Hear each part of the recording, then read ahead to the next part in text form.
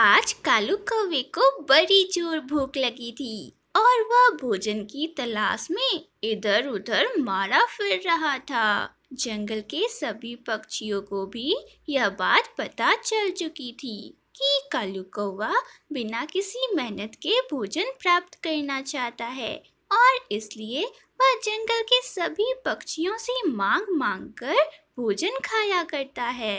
अरे यार कबूतर, मुझे बहुत जोरों की भूख लगी है। मुझे कुछ खाने को दे दो। मैं तुमसे उधार मांग रहा हूँ यार। मुझे जैसे ही भोजन मिल जाएगा मैं तुम्हें वापस कर दूंगा। चल भाग यहाँ से। पहले ही तुमने मुझसे बहुत उधार लेकर खाया है, पहले उसे तो चुका। और फिर कालू कौवा निराश होकर वहाँ से चला जाता है। वह उड़ता उड़ता पहाड़ी की ओर निकल पड़ता है, जहाँ उसे किसी की आवाज सुनाई देती है।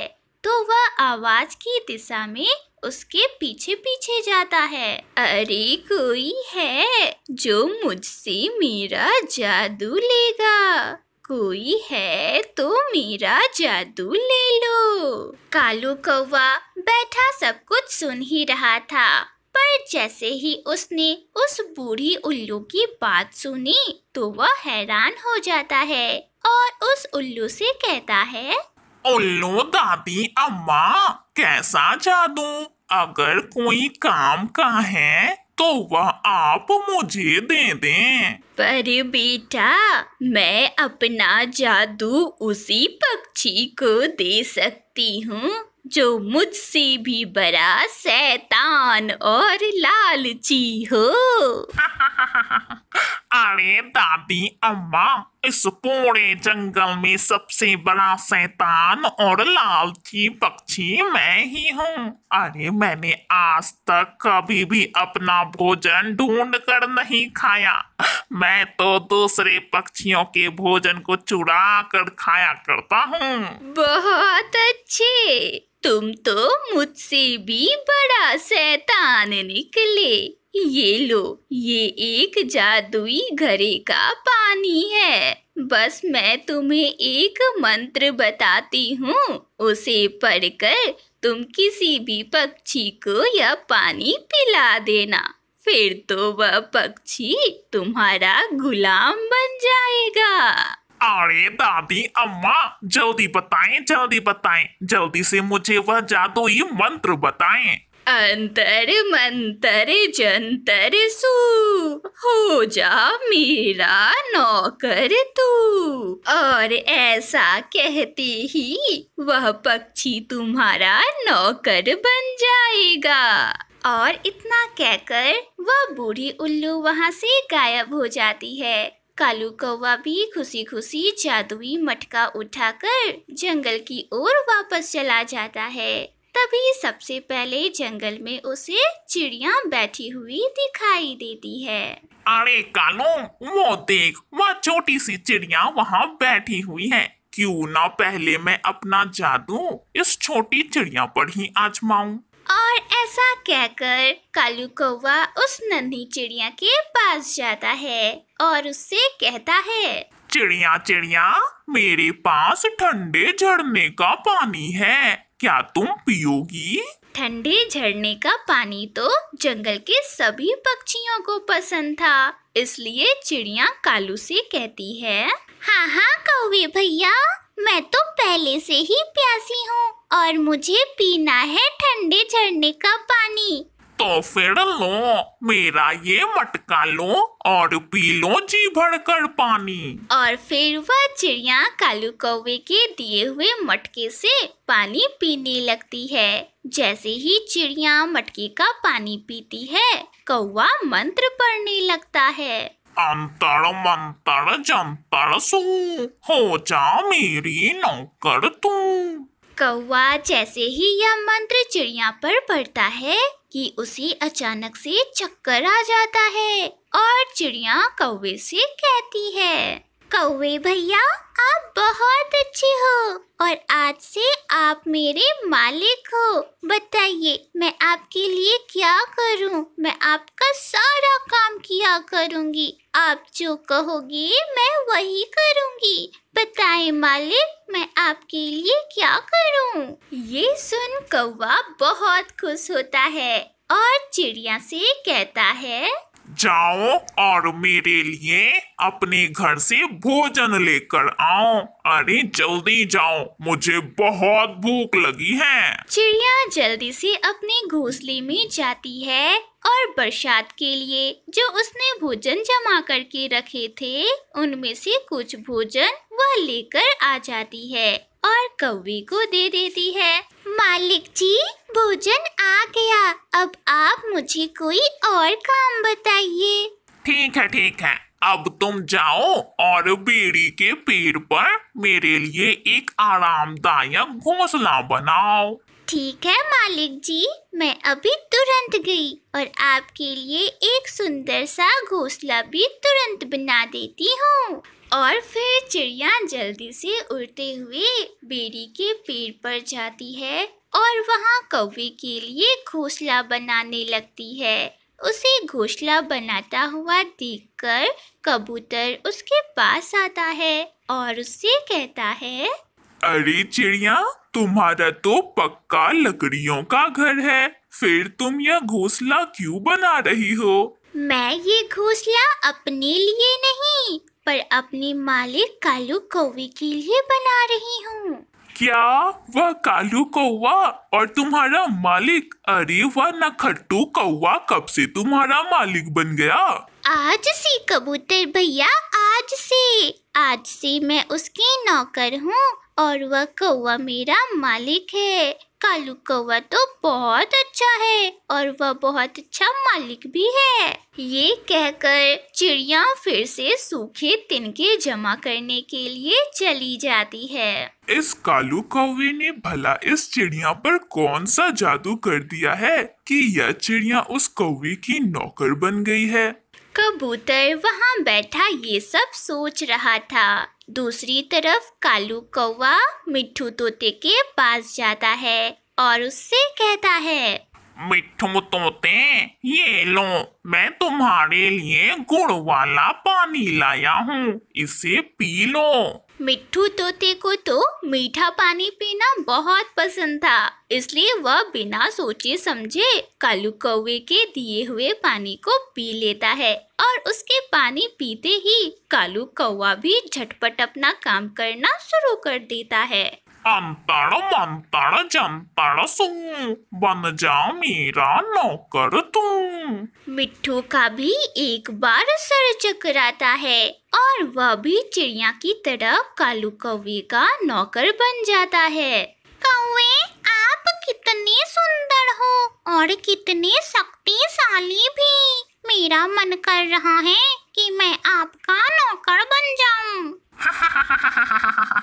तब नौकर जी, जल्दी से जाओ बुलबुल के घोंसले में और उसका अंडा चुरा कर मेरे लिए लेकर आओ। जैसा आपका आदेश मालिक जी। और फिर मिट्ठू तोता जल्दी से उड़ता हुआ बुलबुल के घोंसले में पहुंचता है और उसका एक अंडा चुरा कर वापस चला जाता है। पर बुलबुल भी उसे ऐसा करते हुए देख लेती है और उसका पीछा करने लगती है। अरे मिट्ठू रुको, अरे रुको भाई, तुम मेरा अंडा लेकर भला कहाँ जा रही हो? मैं ये अंडा अपने मालिक के लिए लेकर जा रहा हूँ और मैं उसका नौकर हूँ। मेरे मालिक कालू कौवे बहुत अच्छे हैं। और ऐसा कहते हुए मिट्ठू तोता वहाँ से भाग जाता है। बेचारी बुलबुल रोती बिलखती अपने पड़ोसी कबूतर के पास जाती है और उसे सारी बातें बताती है। कबूतर, उस मिट्ठू ने मेरी एक बात नहीं सुनी और मेरा अंडा लेकर वो भाग गया और वो खुद को कौवे का नौकर बता रहा था। अब तो मुझे पूरा विश्वास हो गया है, बुलबुल बहन जरूर यह कालू कौवा पक्षियों के साथ कोई खेल खेल रहा है। और फिर कबूतर जल्दी से उस कालू कौवे का पीछा करता है। कालू कौवा इस बार चाचा समसम को वह पानी पिला रहा था और मंत्र पढ़ रहा था। अंतर मंतर जंतर सू, बन जा मेरा नौकर तू। कबूतर भी छिपकर कौवे का सारा शैतानी खेल देख रहा था। मुझे किसी तरह उस मटके को हासिल करना होगा और इस कौवे को भी उसी मटके का पानी पिलाना होगा। और जंगल में रात भी हो जाती है। कालू कौवा अपने नए घोंसले में आराम से सो रहा था। वह नया घोंसला आज ही चिड़िया ने उसके लिए बनाकर तैयार किया था। कालू कौवे ने उस जादुई पानी के मटके को भी अपने पास ही रखा था कि तभी थोड़ी देर में कबूतर वहां आया और उसने अपने साथ ठीक वैसा ही मटका लाया जैसा कि कालू कौवे के पास था। और कालू कौवे के मटके के साथ उस मटके को बदलकर वह जादुई पानी का मटका उठाकर वहां से चला गया। कल सुबह मैं इस कालू के बच्चे को मजा चखाऊंगा। अगली सुबह कालू कौवा अपना मटका उठाए जंगल में इधर उधर घूमने लगता है। आज भी वह एक नए पक्षी की तलाश में था जिसे वह गुलाम बना सके। वह उड़ता हुआ एक पेड़ की डाल पर जाकर बैठ जाता है। कालू कौवे को यह पता कहाँ था कि रात में ही उसका जादुई मटका कबूतर ने अपने मटके से बदल लिया था। अब तो आहिस्ता आहिस्ता सारे पक्षी मेरे नौकर बन जाएंगे। कालू कौवा वहां बैठा अभी ऐसा सोच ही रहा था कि कबूतर भी अपना मटका लेकर वहां आ जाता है। कालू यार, मेरे मटके में नारियल पानी है, क्या तुम पियोगे? हाँ, मुझे नारियल पानी बहुत पसंद है। लाओ थोड़ा सा नारियल पानी मुझे भी पीने दो। और फिर कालू कौवा कबूतर के मटके से पानी पीने लगता है। कबूतर को वह मंत्र अच्छे से याद था और वह कालू कौवे पर वह मंत्र पढ़ने लगता है।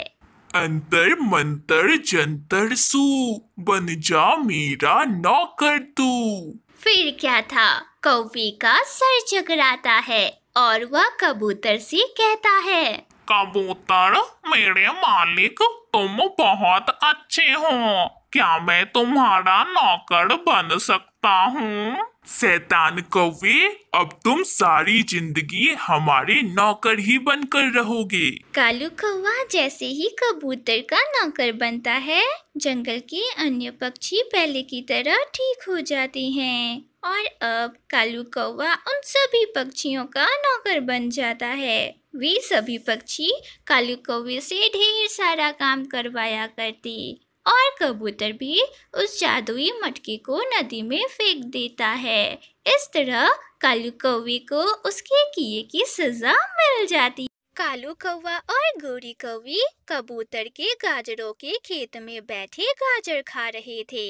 वे दोनों एक गाजर खाते और दो गाजर जमीन से उखाड़ कर फेंक देते। कालू जी, मेरा पेट तो अब भर गया है, चलें जल्दी अब घर चलें, वरना वो गंदी आंखों वाला कबूतर अपने खेत में आता ही होगा। गोरी, आज तो कबूतर अपने गाजरों के खेत को उजड़ा हुआ देखकर रोने ही लग जाएगा। पेट भरने के बाद कौवा और कौवी वहाँ से चले जाते हैं। थोड़ी देर बाद गाजरों के खेत का मालिक कबूतर भी वहाँ आ जाता है। कमबख्त किसी चोर ने मेरे गाजरों के खेत का क्या हाल बना दिया है। अरे, गाजर खाने के लिए होती है, यूं उजाड़ने के लिए नहीं। सारा खेत मेरा बर्बाद कर दिया उन्होंने। रोता हुआ बेचारा कबूतर चिड़िया के पास जाता है। चिड़िया बहन, तुम्हें तो पता ही है कि मैंने अपने गाजरों के खेत पर कितनी मेहनत की है, पर पता नहीं वह चोर कौन है जो रोजाना मेरे खेत में आता है और मेरे पूरे खेत को बर्बाद कर जाता है। कबूतर भैया, पर हमारे जंगल में तो कोई ऐसा चोर नहीं है। शायद दूसरे जंगल वाले दुष्ट उल्लुओं का यह काम होगा। जिस दिन उस चोर को मैंने पकड़ लिया ना, मैं छोड़ूंगा नहीं उसे। और फिर कबूतर लोहार पक्षी चाचा समसम के पास जाता है। चाचा समसम, मुझे एक बहुत ही अच्छा फंदा बना कर दे। ऐसा फंदा जिसमें पक्षी फंसने के बाद भाग ना सके। ये लो, ये लोहे का फंदा है। जैसे ही कोई जीव इस फंदे से टकराएगा वह फंस जाएगा और भाग नहीं पाएगा। ये फंदा बहुत मजबूत है। मैं चली, उड़ती उड़ती मैं चली, अपने माँ के घर मैं चली। ऐसे गाना गाते हुए और झूमते हुए गोरी कौवी अपने माँ के पास जाती है। माँ, कैसी हो? कुछ खाया पिया भी है या भूखी ही बैठी हो? अरे क्या बताऊं बेटी, हमारे जंगल में तो कल से ही सूखा पड़ा हुआ है। खाने के लिए जंगल में एक दाना तक नहीं है। अरे माँ, ये बात आपने मुझे पहले क्यों नहीं बताई? चले, आप मेरे जंगल चले। आपको पता है, मेरे पति कालू जी ने गाजरों का खेत उगाया है। चले, उस खेत से थोड़े गाजर खा लें। क्या कालू ने गाजरों का खेत उगाया है? अरे, मेरा दामाद इतना मेहनती कब से हो गया? माँ, अब कालू जी बड़े मेहनती हो गए हैं। माँ, आप मेरे साथ चलें और मीठे मीठे गाजरों को खाएं। वे मीठे मीठे गाजर खाकर आप बहुत खुश हो जाओगी। चिड़िया बहन, आज जो भी होगा वो फंस जाएगा। आपको पता है, मैंने अपने गाजरों के खेत में एक लोहे का फंदा लगा दिया है। कबूतर भैया, कहीं ऐसा ना हो कि चोर आपका वह फंदा देख ले और फंदा ही चुरा कर वहाँ से भाग जाए। अरे नहीं नहीं चिड़िया, वो लालची चोर आज जरूर फंसेगा। आज वह फंदा नहीं देख पाएगा और उस फंदे में वह जरूर फंसेगा। कालू जी चले, आज माँ भी मेरे साथ आई है।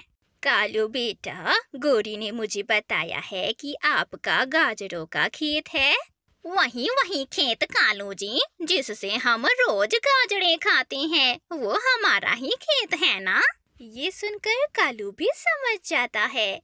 हाँ हाँ, चलो सब मिलकर जाते हैं और बहुत सारे मीठे मीठे गाजर खाते हैं। और फिर तीनों कौवे कबूतर चाचा के खेत पर जाते हैं। माँ, तुम ये गाजर खाओ, ये गाजर बहुत मीठे हैं। अरे रुको रुको बेटी, पहले ये वाली गाजर तो मैं पूरी खा लूं। अरे नहीं नहीं माँ, आधी खाकर आधी गाजर फेंक दो, ऐसे ना पेट नहीं भरता। चलो माँ, दूसरी गाजर खाओ तुम। कालू कौवा भी मजे ले लेकर गाजरें खा रहा था। माँ, तुम यहाँ आओ। यहाँ देखो, यहाँ तो मीठे मीठे अंगूर और केले भी हैं। लगता है कोई पक्षी हमारे खेत में इन फलों को भूल गया है। बेटी, मुझे केले के छिलके उतार के दो। बहुत दिन हो गए मैंने केला नहीं खाया। गोरी कौवी जैसे ही केला लेने के लिए जाती है कि वह फंदे में फंस जाती है और उसका पूंछ उस लोहे के फंदे में जाकर अटक जाता है और सायरन भी बजने लगता है। सायरन की आवाज सुनकर कबूतर मोटी लाठी लेकर वहाँ पहुँच जाता है। कालू कौवा और गोरी की माँ जल्दी से उड़कर पास में ही एक पेड़ पर जाकर बैठ जाते हैं। माँ, बचाओ, बचाओ मुझे माँ बचाओ। कबूतर तो दे दनादन गोरी कौवी की पिटाई करनी शुरू कर देता है। मुझे नहीं पता था कि ये सारी करामत तुम दुष्ट कौवों की है। तुमने मेरी सारी फसल बर्बाद कर दी। माँ मुझे बचाओ माँ। और फिर गोरी की माँ थोड़ा हौसला करके वहाँ आती है। कबूतर बेटा, बस एक बार इसे माफ कर दो। मुझे सब मालूम हो गया है कि इन्होंने तुम्हारा बहुत नुकसान किया है, पर बेटा एक बार मेरे कहने पर इसे माफ कर दो। माँ, अब मैं फिर कभी इस खेत की तरफ मुंह भी नहीं करूंगी। आज अगर तुम्हारी माँ साथ ना होती ना तो मैं तुम्हें जान से ही मार देता। और फिर कबूतर गोरी कौवी को छोड़ देता है और गोरी कौवी रोती हुई अपनी माँ के साथ वहाँ से चली जाती है।